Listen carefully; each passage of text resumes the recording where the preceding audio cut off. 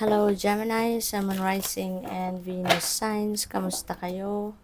Sana po'y nasa mabuti kayong kalagayan. Welcome back po sa Star Tarot. At kung bago kayo dito, welcome din po kayo. Please subscribe, like, share my videos, and leave me a comment po kung naka-resonate kayo. Thank you. So, tignan natin ang mga messages ninyo for today. We have Not For You, Orphaned, at Loyal Heart. Ayan. So, Gemini, maaaring meron kayong pinanghihinayangan. Maaaring na-disappoint kayo kasi baka merong bagay or sitwasyon dito na inaasahan ninyo pero hindi nangyari or hindi nag-materialize, Kaya baka ito yung naging dahilan kung bakit parang nalungkot kayo, parang bored kayo rito, parang disappointed, May dissatisfaction siguro, yung gano'n ang naramdaman ninyo because of that, kung ano man itong hindi napunta sa iyo or hindi nangyari na inaasahan ninyo. But remember, Gemini, na lahat, 'di ba? Lahat ng mga pangyayari sa buhay natin ay may rason, may dahilan, at merong purpose, Everything na nangyayari o lahat ng bagay, ay may dahilan at may purpose 'yan sa lahat. Kaya kung mayroon man kayong inaasahan na hindi dumating or hindi nangyari, it's simply because it's not for you. Reminder yan sa inyo ng universe sa ngayon na sana wag na kayong malungkot. Do not dwell on what you don't have or kung ano yung na-miss ninyong bagay or oportunidad because that is simply not for you. And always remember, na the universe knows kung anong best para sa atin at yun at ang laging inihahanda sa atin ng universe kung ano ang makakabuti para sa atin or ano yung para sa atin. Ibibigay at ibibigay yan sa atin ng divine universe. Alright? Gemini, kaya sana, Sana wag na kayong malungkot. Do not dwell on sadness. Do not dwell on what you are lacking in your life or what you don't have in your life. Kasi dadating at dadating kung ano ang para sa'yo at kung ano ang best para sa'yo, yun ang ipapadala sa'yo ng universe. Alright?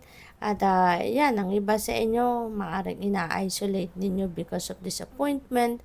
Siguro, dissatisfaction in life, parang sobrang nalungkot. Maaaring baka ang napipick up ko dito, baka napahiya kayo. Kasi baka in-announce nyo na ganito, ganyan, tapos hindi dumating, hindi nangyari, Kaya parang nahihiya kayo, something like that. Baka na kayo, na-embarrass, ang iba sa inyo dito. But of course, this is not for everyone. Iba-iba tayo ng sitwasyon. Kaya kung ano lang dito yung nagra-resonate sa inyo, yun lang po ang kunin ninyo. Okay? So, yun, for some of you, Gemini, maybe you are isolating yourself sa ngayon for whatever reason.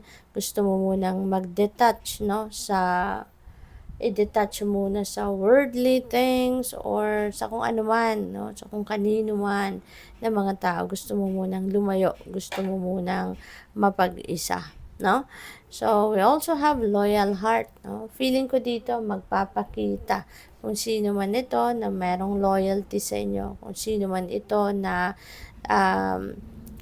nagpapaano sa inyo, kung sino man itong, ang tawag dito, yung bang nandiyan din sa puso niya yung concern sa'yo, pagmamahal sa'yo. As in, meron ditong someone that is very supportive of you, yung ganon. Nandiyan siya. Gagabayan ka, maaaring siya ay aagapay sa'yo, maaaring siya yung mag-cheer sa'yo, yung gano'n, Ipapakita niya yung kanyang love and loyalty para sa'yo. So, tingnan natin lalo-lalo na sa panahong ito na medyo down, no, ang pakiramdam ng iba sa inyo. So, Gemini, shout out muna sa ating beloved channel member na si At Alexander Toralba 3777. Maraming salamat pong muli para sa inyong pagsuporta sa aking channel. God bless you. At maraming salamat din po sa mga nagsusubscribe, no, or mga nag-subscribe na sa aking channel. At kung hindi pa kayo nakapag-subscribe, subscribe na po kayo. And please click the join button po sa baba ng video kung hindi pa po kayo nakakapag-join sa membership. Thank you. And sa mga cross-watchers, hello po. Welcome po kayo dito sa aking channel. At pati na rin sa mga hindi po nag-i-skip ng ads, maraming salamat for your support. So, we have Beyond the Ordinary. Napakaganda. Kasi siguro there are going to be extra special, no? Merong extra special dito na mga pangyayaring dadating. See?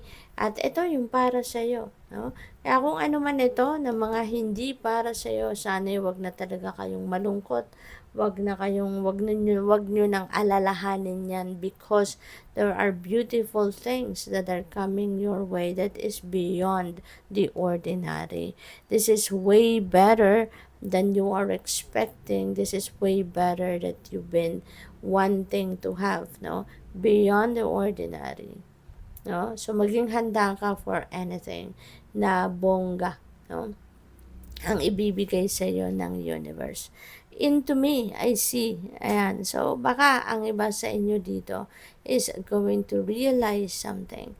Kasi maaari, no, na yung pag-iisa ninyo rito, yung pag-isolate ninyo sa sarili ninyo, maaari as well na yan din ang time ninyo para kayo ay makapagnilay-nilay at makapagmuni-muni, and you will realize many things, no, na maaring sa daily wake life ninyo ay hindi ninyo maisip kasi lagi kayong may ginagawa, lagi kayong busy, but ngayon, ano, you would be able to figure out, no, the things that maybe that you need to change, the things that you need to adjust, the things that you need to remove sa buhay mo. So, maraming realizations dito ang maaaring ma-realize ninyo, which is really good, no?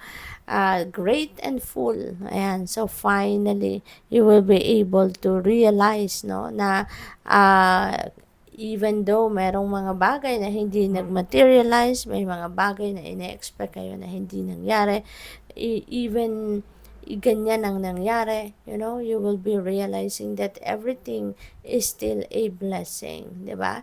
You are going to be grateful, no?